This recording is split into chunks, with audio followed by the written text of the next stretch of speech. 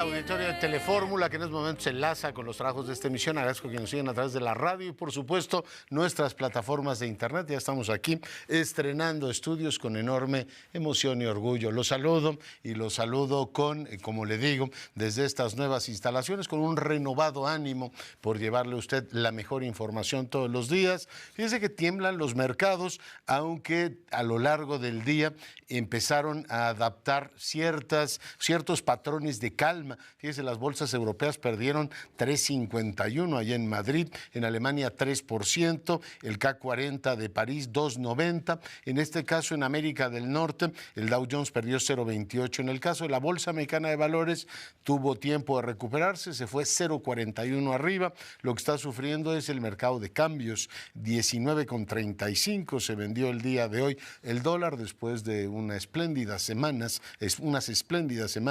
en materia de cotización de nuestra moneda. Lo que siguen son las ráfagas de viento aquí en la capital de la República. Le pido que sea extraordinariamente prudente. Si va al parque, si vive en una zona boscosa, pues tenga mucho cuidado porque las ráfagas siguen en torno a los 60 kilómetros en algunos puntos de la ciudad. La Secretaría de Protección Civil me pide que le transmita, por supuesto, esta inquietud, esta alerta. Cuídese mucho. Biden salió el día de hoy a tratar de tranquilizar a todos los actores económicos del mundo, diciendo que el sistema financiero norteamericano está fuerte y van a respaldar al Silicon Valley. Accionistas de ese banco demandaron por fraude a esa entidad, de sus principales ejecutivos, a quienes acusan de tapar riesgos financieros, los que enfrentaba un banco que estaba colapsado, intervenido y probablemente con algunas inversiones fallidas. Los banqueros, por cierto, aquí en México preparan su cita para Mérida. En esta misma semana se reunirán allá en la capital de Yucatán. Muere el Nobel de Literatura japonés e inglés Kensaburo Oe, autor de varias obras, entre otras una memorable, Los restos del día. Aquí en México rindieron el homenaje a Ignacio López Tarso, el primer actor. Hoy despidieron efectivamente en San Jerónimo a ese extraordinario hombre. Esta tarde Edmundo Jacobo regresó allá a Viaducto Tlalpan y retomó su cargo como secretario ejecutivo del INE, primer revés para, en este caso, el plan B. Desde España, Felipe Calderón dice que tiene muchas dudas sobre el fallo contra García Luna y dice que en México está siendo perseguido políticamente. Platicaremos del tema. El canciller Marcelo Ebrard ya está en Washington y desde la capital de los Estados Unidos lanza una campaña en defensa de México. Platicaremos, por supuesto, también de los alcances que tiene. El presidente dice que México es más seguro que los Estados Unidos en un desafío abierto a las percepciones que hay de un lado y otro de la frontera. Gustavo de Hoyos se destapa como candidato a la presidencia de la República. Me permite que hagamos una breve pausa. Estamos de regreso en un instante. Seguimos con la información. Fíjese que el canciller Marcelo Ebrard lanza una campaña de defensa de México. Dicen los Estados Unidos, no permitiremos que nos atropellen. Bueno, pues esto es lo que dijo ante el embajador y ante los 52 cónsules. Instruyó a todos ellos a emprender una amplia campaña de información y defensa de nuestro país ante los inaceptables ataques de legisladores y exfuncionarios del Partido Republicano. Se refiere a Barr. En este caso, por indicaciones del presidente, esta reunión se da durante el encuentro. Marcelo Ebrard y los cónsules revisaron las recientes agresiones de algunos legisladores. Yo me sigo preguntando si son minoritarios, si ya se llegó al acuerdo con, en este caso, la administración Biden, ¿por qué subir el tono? Al mismo tiempo me contesto, este gobierno le gusta la politización de prácticamente todos los asuntos y le va a sacar toda la raja política que pueda a estas críticas, pero al mismo tiempo me hago la pregunta, ¿es conveniente para el interés nacional en el largo plazo esto? Porque al mismo tiempo que se está discutiendo el tema del fentanilo, que requerirá una nueva lectura, pues hay muchos actores. Ahora citaba a Dan Restrepo, que fue representante del gobierno de Obama, o citaba el caso de Farid Zakaria, que es un observador independiente, que ve a México como un país que está cada vez más, en este caso, alejándose de la órbita democrática con legislaciones complicadas. Bueno, si hay que responder a eso también, los cónsules tendrán una preocupación. Particularmente interesante me resultó el día de ayer leer un texto en el Universal del embajador Juan Ramón de la Fuente y de Pablo Arrocha sobre la distinción entre narcotráfico y terrorismo. Si usted lo tiene a la mano, vale la pena que le eche un vistazo, porque recuerda por supuesto, el propósito político de plantear esto y al mismo tiempo, pues la manera en que la ONU ha venido distinguiendo estos dos niveles. Son dos fenómenos. El crimen organizado que trafica con sustancias ilegales, sustancias como el fentanilo, y el terrorismo, que es otro, ¿no? Es decir, son dos motivaciones, igual que la violencia criminal y la violencia política no son lo mismo.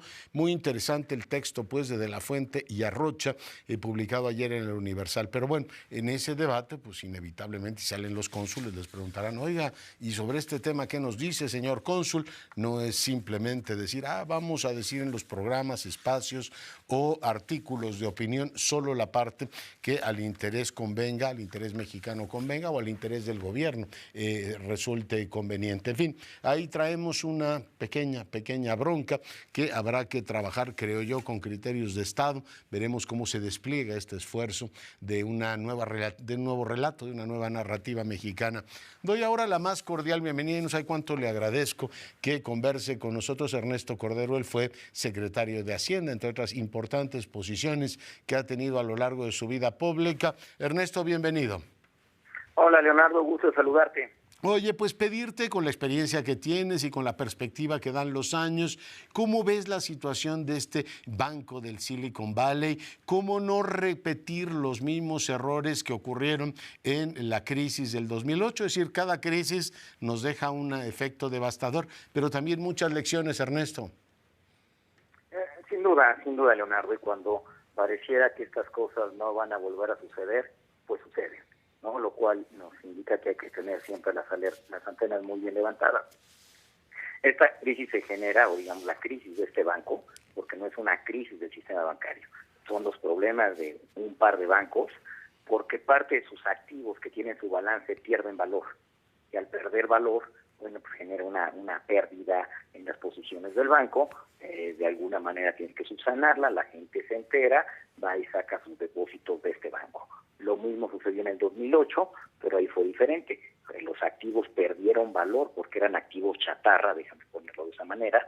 Toda esta crisis subprime de doble, terceras y cuatro hipotecas que eran que se otorgaron a personas que nunca las iban a pagar y estaban en la panza de los bancos y demás. Entonces era un activo chatarra. Aquí no es el caso. Aquí se ve este fenómeno de la pérdida de valor de estos activos, pues por un incremento muy notable de las tasas de interés que genera una minusvalía en ciertos papeles que tenían estos bancos y se ven obligados a venderlos para contener la pérdida, y al venderlos, bueno, se dispara una corrida contra estos bancos. Ya. Oye, en aquel momento, por supuesto, los historiadores le llaman esto la nariz de Cleopatra, que si Cleopatra hubiese tenido una nariz diferente, a lo mejor César no se enamoraba de ella. Pero la reacción tardía de Bush para enfrentar el tema de Lehman Brothers, en este caso nos dejó escamados, y ahora la reacción de Biden para atender este caso de Silicon Valley, que deduzco de tus palabras no es ni de lejos una cosa tan grave como la que ocurrió en esos momentos. Pero ¿está sobrereaccionando Biden con esto, Ernesto? No, yo creo que no, Leonardo. Yo creo que lo están haciendo muy bien. Y yo creo que en su justa dimensión lo que enfrentó Bush, ¿no? Mira, probablemente en buena medida generado por su administración, que no supo regular bien el sistema financiero, sin duda. Pero digamos, ya que se le presenta el problema, era un tsunami, ¿no? Era imposible pararlo y era imposible pues enfrentarlo sin que hubiera daños globales como los que sufrimos todos. En este caso, digamos, es un problema que identificaron perfectamente a tiempo y que las autoridades americanas lo están resolviendo, yo creo que de muy buena manera. Uno, están deteniendo las corridas contra los bancos, garantizando, que no dicen bien a bien cómo, pero sí dejan ver que todos los ahorradores van a tener protegidos sus ahorros, lo cual ya evita que la gente pues se movilice a sacar su ahorro. Y segundo, están detectando muy bien qué es lo que generó esa crisis en estos dos bancos, que es la pérdida de valor de sus bonos de largo plazo a renta fija, y lo que están haciendo es generando canales de crédito a los bancos que puedan tener un problema similar para que puedan pedir prestado y no se vean en la necesidad de liquidar estas posiciones, generando el pánico que generaron en estos dos bancos. Ya. Oye, yo entiendo que la chequera norteamericana es inagotable, pero en algún momento tendrá efectivamente que tener un fin. Han tenido pues programas de rescate, el IR, ahora todos estos. ¿Te preocupa el nivel de déficit que ahora tienen los Estados Unidos? Ahora están en medio del debate sobre el techo de la deuda. En fin, ¿cómo ves este frente, Ernesto? Mira, yo creo que Estados Unidos tiene una gran ventaja que no tiene ningún otro país, que pues básicamente son país de una moneda emisora. Entonces ellos pues de alguna manera pueden financiar sus déficits de una manera con mucho mayor libertad que con la que podríamos hacer otros países. Para los países que no somos o que no emitimos dólares, pues sí es un problema muy, muy serio el tener desbalances presupuestales. Estados Unidos los puede administrar de una mejor manera. Ahora, bueno, sin duda, digamos, el nivel de deuda de los Estados Unidos pues creció notablemente en los últimos años como consecuencia de estas medidas de apoyo durante el COVID, y también su política monetaria pues también creció de una manera muy importante. Se triplicó el balance de la Fed pues con estos programas de apoyo. Entonces, pues sí tienes como que tiene sobre revolucionado, digamos, la actuación de la Fed y la actuación del Tesoro en Estados Unidos. Y bueno, pues desde luego que tendrán que preocuparse y desde luego que tendrán que empezar a poner mecanismos de control para evitar que estos desbalances que ya presentan pues vayan a significar un problema. Oye, y el tema de la inflación, en este caso, hace algunos años si querías pagar un taxi con un billete de $100 te veían raro. Ahora $100 es casi morralla, Ernesto. Es decir, sí estamos viendo una devaluación importante de la capacidad adquisitiva del dólar. Es correcto, y eso también en parte explica por qué el peso está tan apreciado.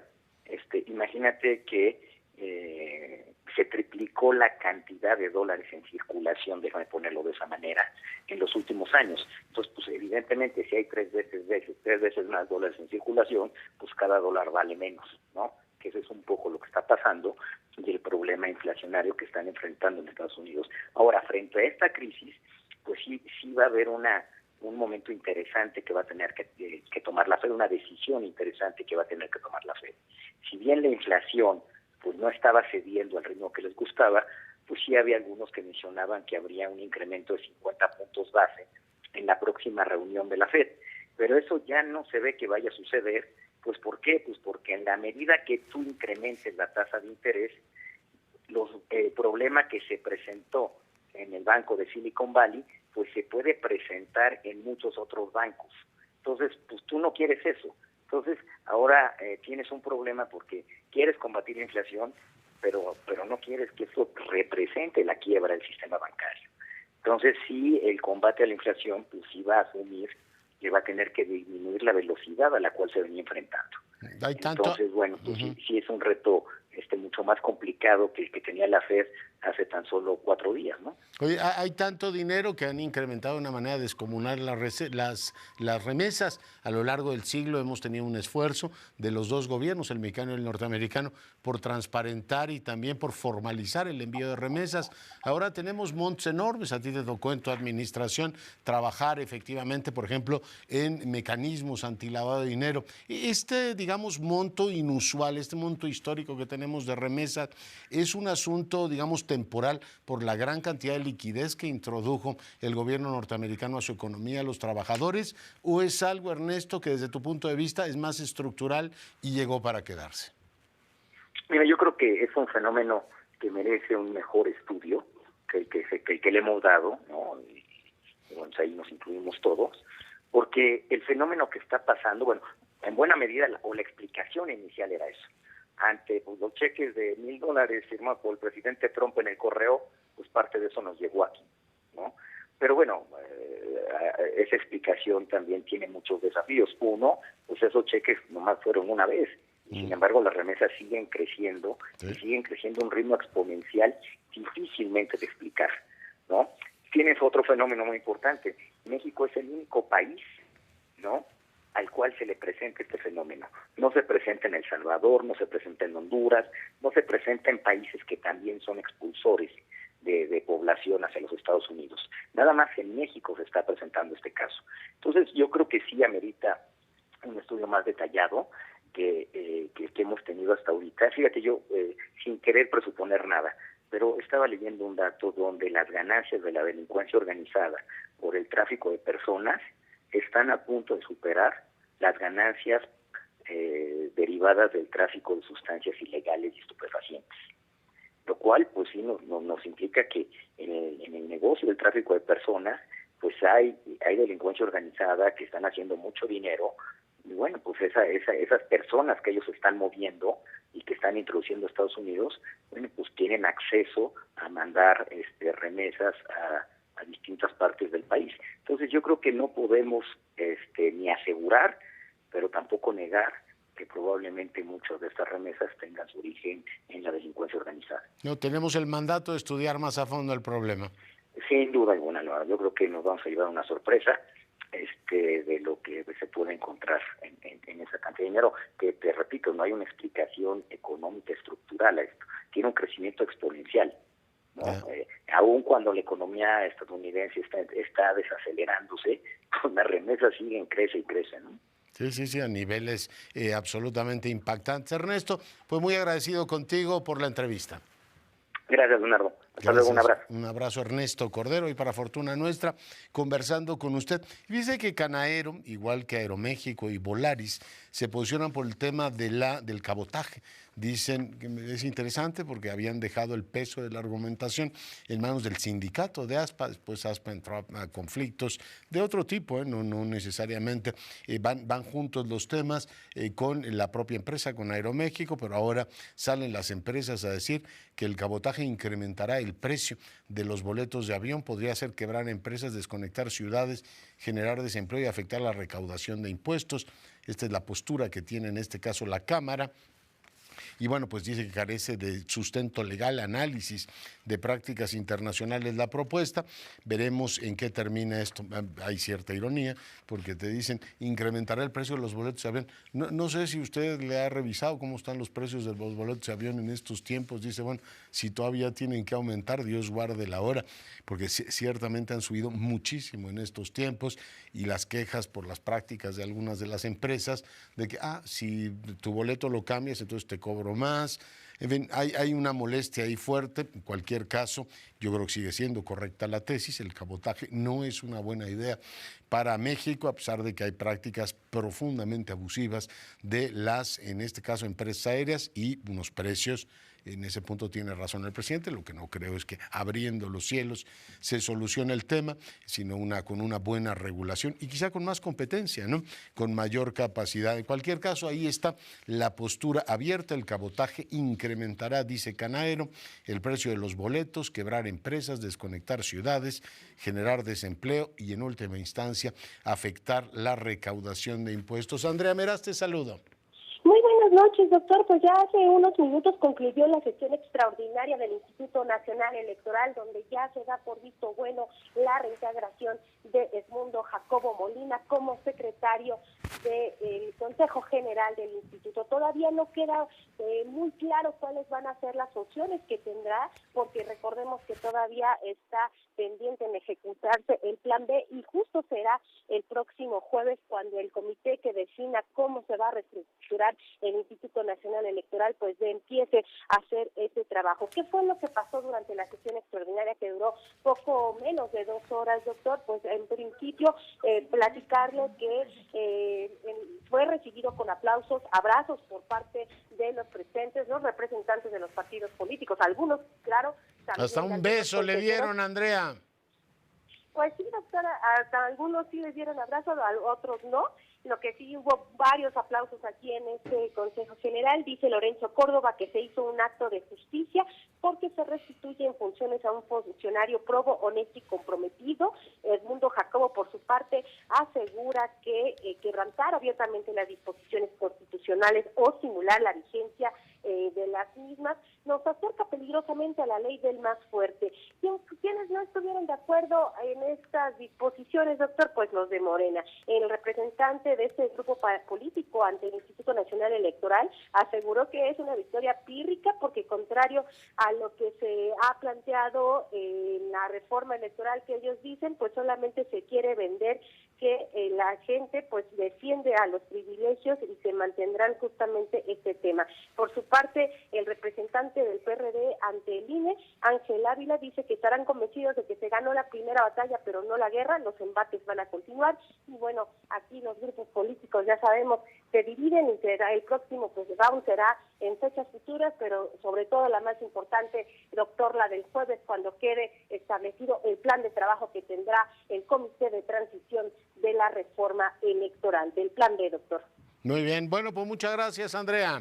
Hasta luego, muy buenas noches. Hasta luego. Y COFEPRIS alerta sobre falsificación de 8 dispositivos médicos que hay, pues, de implantes para columna. Fíjate, todo esto falsifican tornillos, barras, ganchos, conector transversal, en fin, un montón de productos. Así es que usted, bueno, pues, en este caso, con mucho cuidado, vea, en este caso, ve el informe de COFEPRIS para cada uno de los mismos, de cuáles son los falsificados. Le informo también que la Fiscalía General de la República anuncia que ha en este caso decomisado 354,000 pastillas y 2.7, o sea, casi 3 kilos de fentanilo en Sinaloa. Siguen los golpes. Yo creo que esta es la parte más interesante de todos los acuerdos que ha habido entre México y los Estados Unidos en los últimos tiempos, desde la detención de Ovidio y la presión que a lo largo de este año ha sido bastante explícita para que México haga más en materia de, en este caso, asegurar fentanilo. Cambio de argumento informativo. Saludo ahora a Salomón Chertorivsky, como todos los lunes.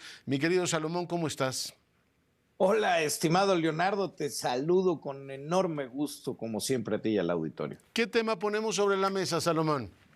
Mira, querido Leonardo, quiero platicarte sobre un evento muy interesante al cual tuve la fortuna de asistir la semana pasada.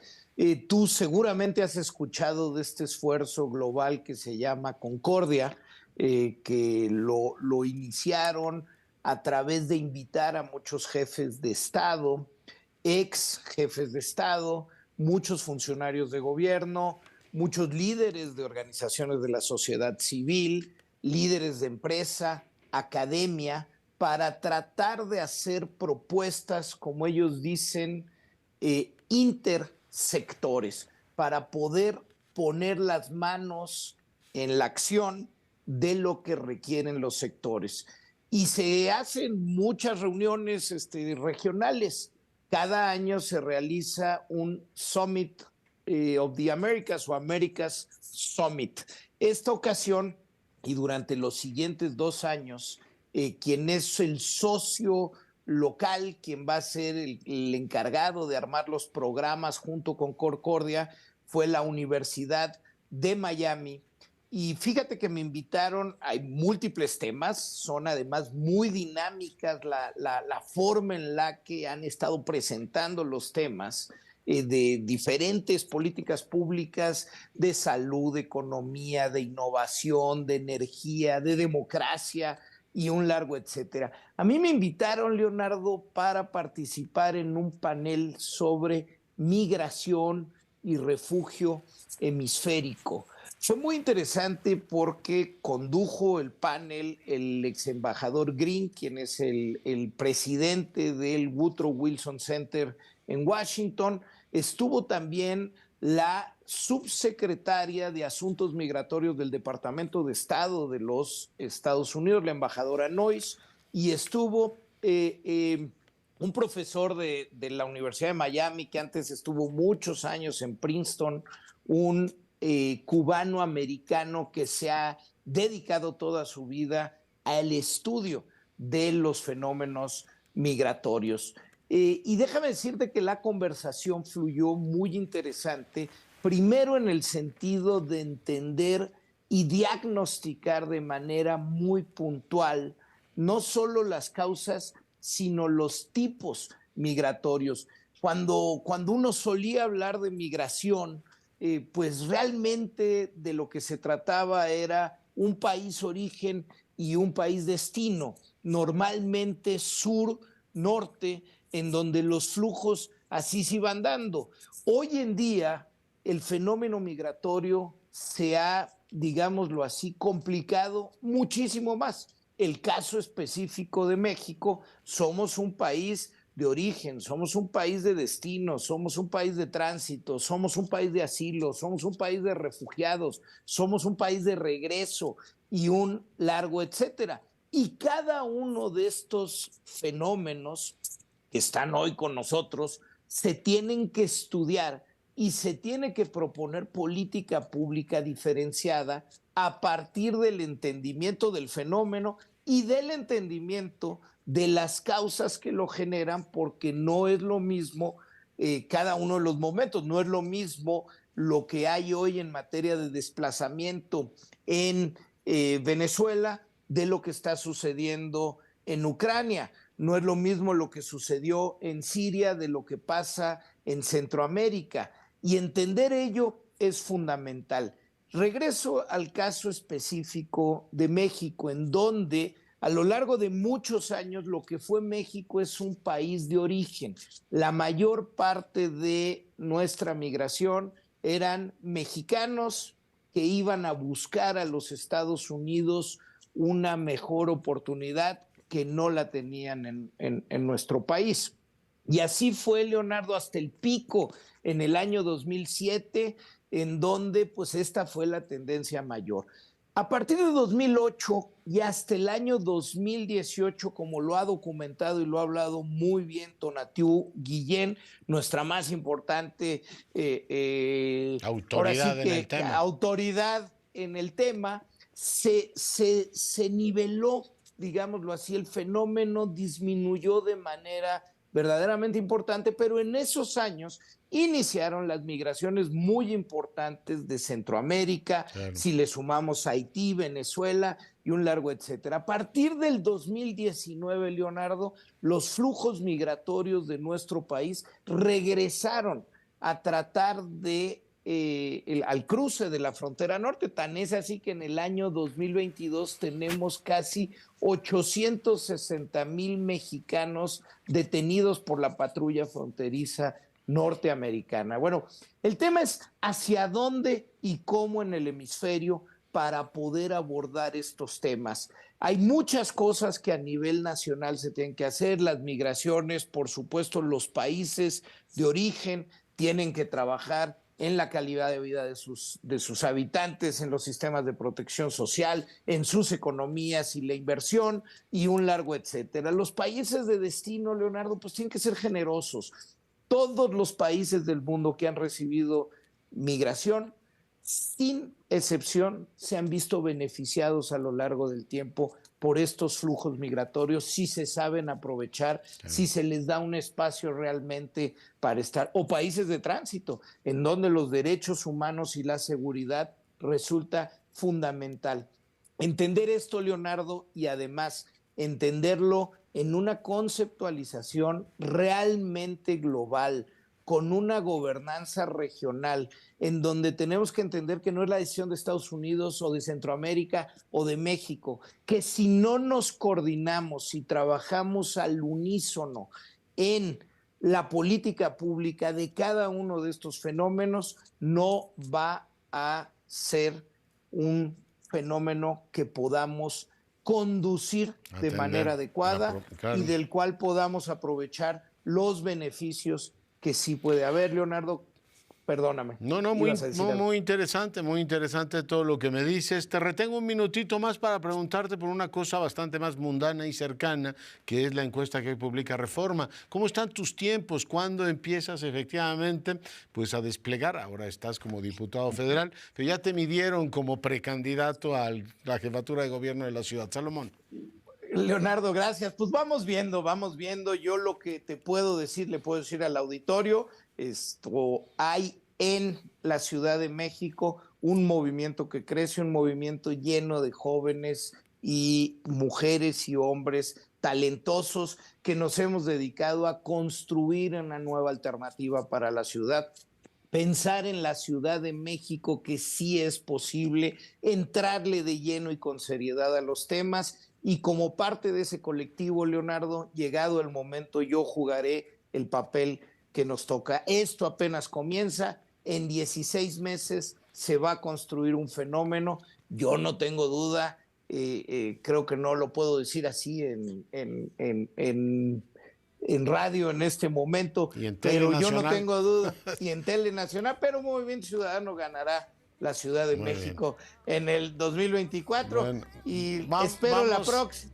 Te mando un abrazo, vamos a ir a una pausa. Nos Adiós, vemos. Salomón. Seguimos con la información, platicamos con Salomón Chertorivsky, la encuesta que publicó Reforma, y bueno, pues habla de una ventaja muy amplia de la coalición gobernante.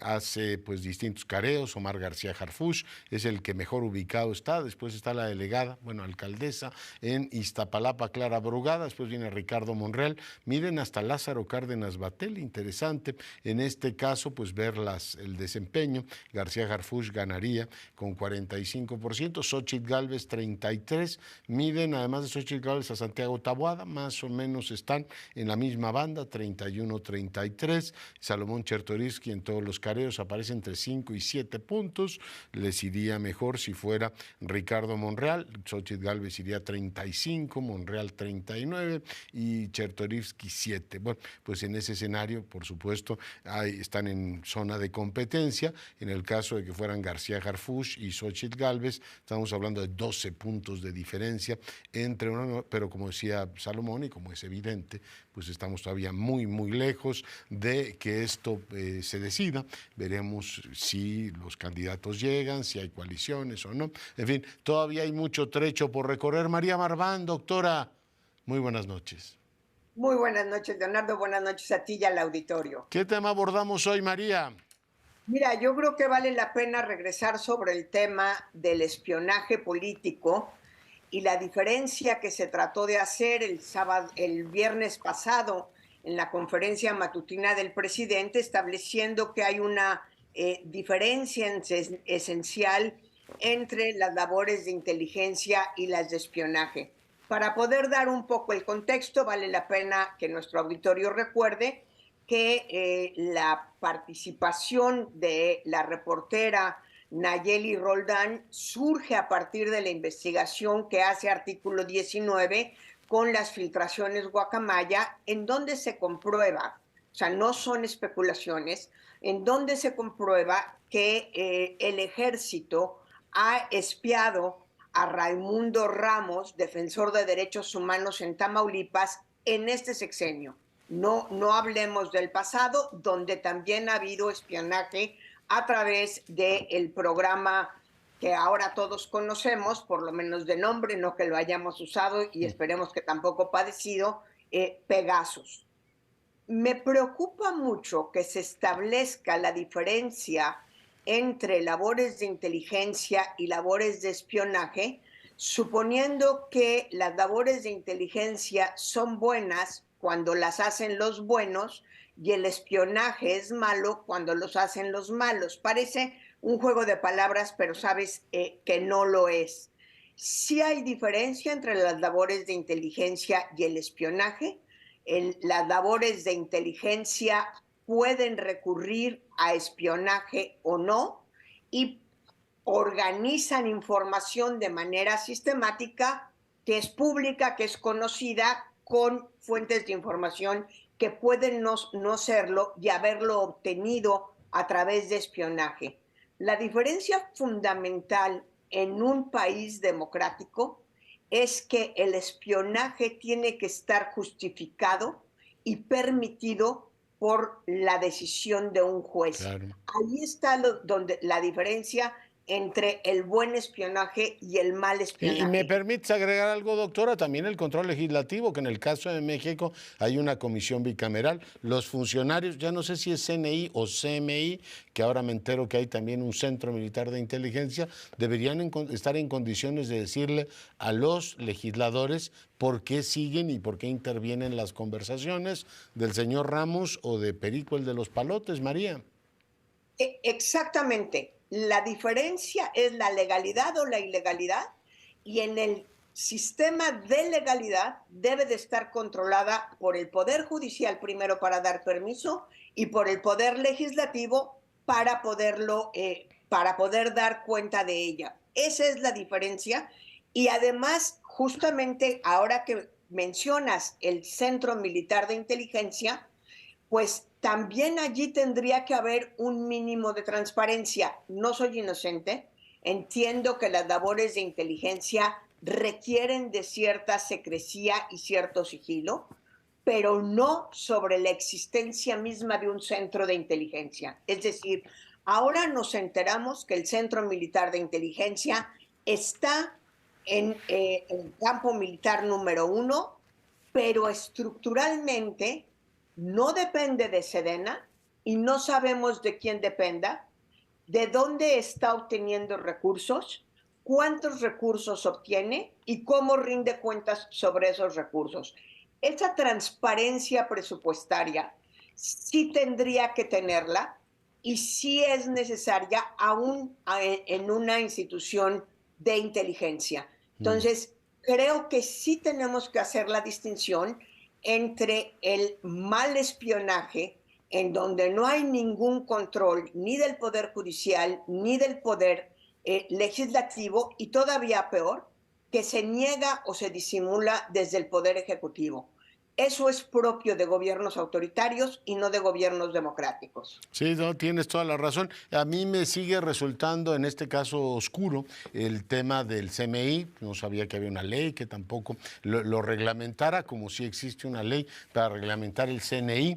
Lo que tampoco sé es, pues el presidente va al búnker de García Luna, como lo ha llamado él, que es el Centro de Inteligencia de la Guardia Nacional, y desde ahí pues hace mucha política, recuerda lo que ocurrió en otros sexenios, cosa que es perfectamente válida, pero sería bueno y casi palpitante, María Marván, que nos contaran qué hace el Centro de Inteligencia de la Guardia Nacional. O sea, tendrías 3 sistemas de inteligencia: el militar, el CNI, que en principio depende de Rosa Isela, y la Guardia Nacional, que tendría su propio sistema. Sí, sería muy bonito que, además de ver el túnel por donde transitaba García Luna, nos contaran qué está haciendo este gobierno en materia de inteligencia para darnos tranquilidad, ¿no? Si está utilizando esos recursos no para perseguir a Ramos, sino para perseguir a los que hacen daño todos los días a la población y al país, María. Y inclusive, Leonardo, cómo se comunican estos 3 sistemas de inteligencia. Cuando se trata este tema, yo no puedo más que pensar en el 2001 en Estados Unidos, en donde parte del problema grave por lo que les tomó tan de sorpresa el ataque del 11 de septiembre fue la falta de comunicación entre los sistemas de inteligencia de Estados Unidos, a saber, el Pentágono, la CIA, el FBI. Creo que estamos exactamente en la misma situación en México. Tenemos 3, por lo menos 3 instituciones dedicadas a la inteligencia que no sabemos cómo se coordinan, que una de ellas no sabemos ni siquiera bajo qué ley funciona y de quién depende, y se nos quiere decir que no existen, pero eso sí nos divertimos mucho, déjame poner divertimos mucho, entre comillas, diciendo, miren el malvado de García Luna lo que hacía. No lo justifico, no sé si García Luna merece estar hoy donde está o no, parece ser que sí, la justicia americana ha decidido que sí. Lo que creo es que no podemos dejar sueltas estas cosas en México, y estamos hablando de 3 centros de inteligencia que en condiciones mínimas de transparencia deberíamos saber el marco que las regula, de quién dependen y cuál es el presupuesto que tienen, claro, por un lado. Y por el otro lado, en el caso de espionaje, tiene que estar justificado por una decisión del juez específica para poder espiar a esta persona en estas circunstancias por este tiempo, y sobre la cual se tiene que rendir cuentas a el propio Poder Legislativo. Y hoy no tenemos ni transparencia ni rendición de cuentas. No, y yo me vine a enterar que había uno de ellos, y el tema del búnker, pues también me enteré que era ahí el Centro de Inteligencia de la Guardia Nacional. Me encantaría saber más de todo eso. María, muy agradecido por tu comentario. Muy agradecida yo también por la invitación y por supuesto con tu auditorio. La doctora María Marván es presidenta del Consejo Rector de Transparencia Mexicana, además una distinguida académica del Instituto de Investigaciones Jurídicas. Juan Antonio Jiménez, adelante. Gracias, doctor. La defensa del exdirector de Petróleos Mexicanos, Emilio Lozoya Austin, informó que ya tramitaron un amparo, lo que impedirá que el juez que lleva la causa penal del caso Odebrecht dé apertura al juicio en contra del exfuncionario y la madre de desde la señora Gilda Margarita Austin.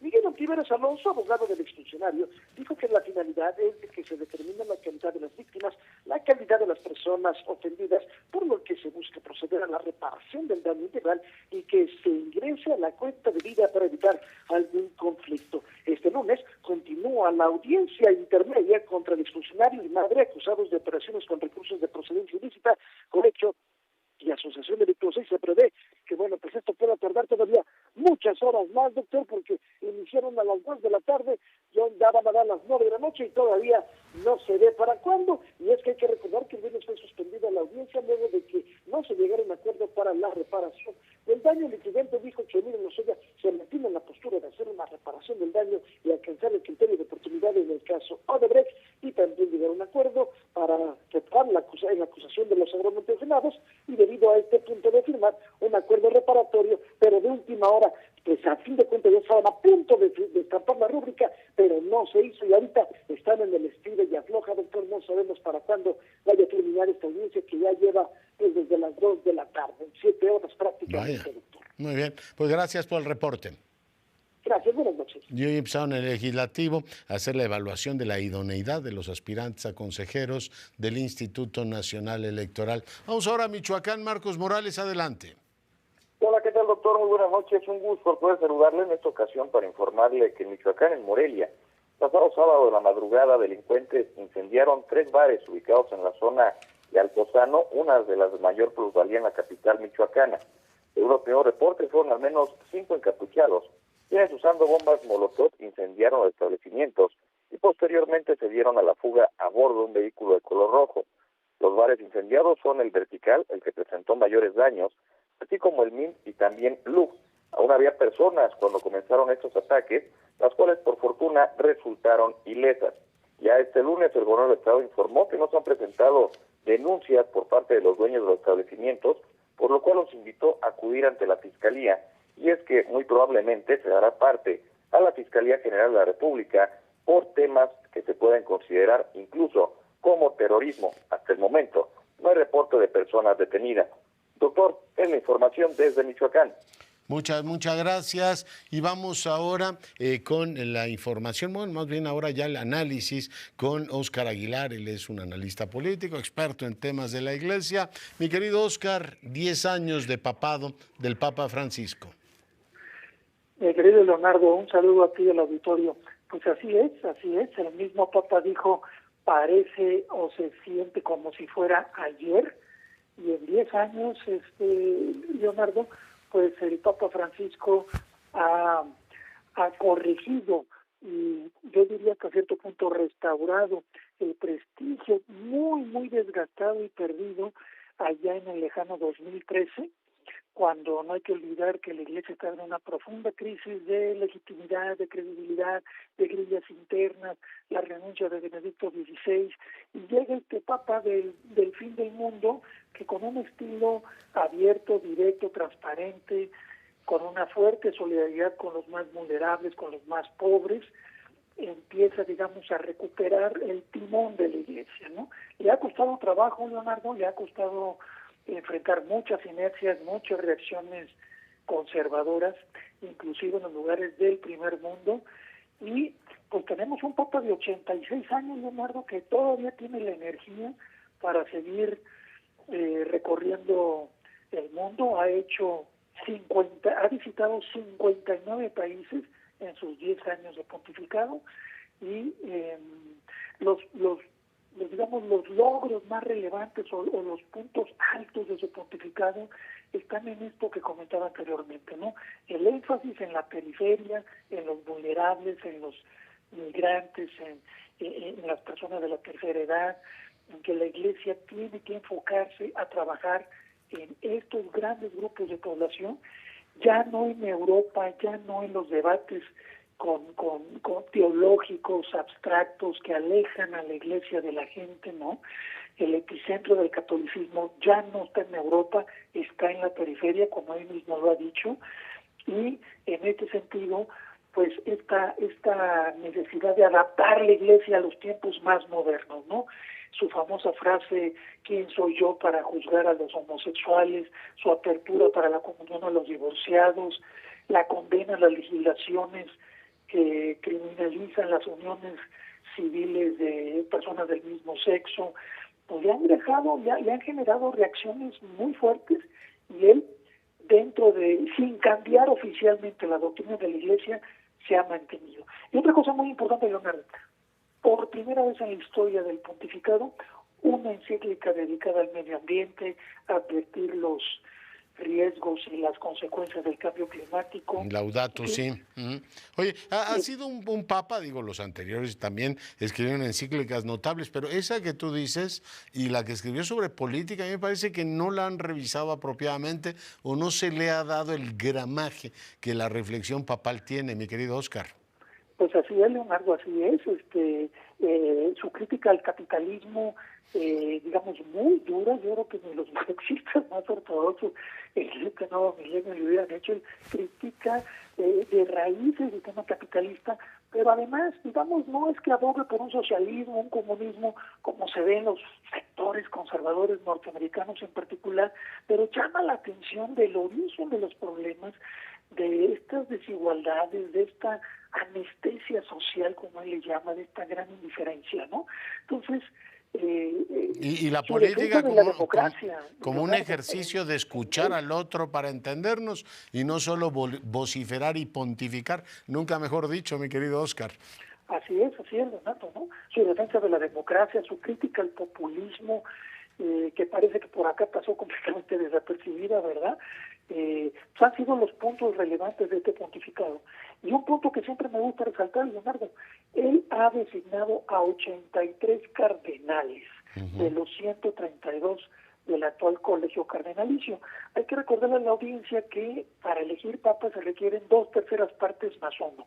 Prácticamente está en el umbral de lograrlo, y ha sido también mucho el énfasis de nombrar cardenales de zonas periféricas. Italia, la gran potencia de los cardenales, empezó con 28 en el 2013 y ahora solamente tiene 14 electores, Leonardo. Entonces, eso te habla como el Papa Francisco está no nada más trabajando en esta línea que hemos comentado, sino como que ha dejado, digamos, puesta la escena del colegio cardenalicio para que eventualmente alguien pudiera continuar su labor. Muy bien, pues te agradezco mucho, Óscar, que hayas estado esta noche con nosotros. A ti, Leonardo, un saludo, y a tu auditorio un fuerte abrazo para ti. Óscar Aguilar, 10 años del pontificado del Papa Francisco. Bueno, pues nos vamos. Yo soy Leonardo Curcio. A nombre de todo el equipo le agradezco muchísimo que nos haya acompañado hoy en nuestros nuevos estudios. Estamos, por supuesto, de manteles largos en Grupo Fórmula. Le pido que se cuide y que sea rabiosamente feliz. Se lo merecemos.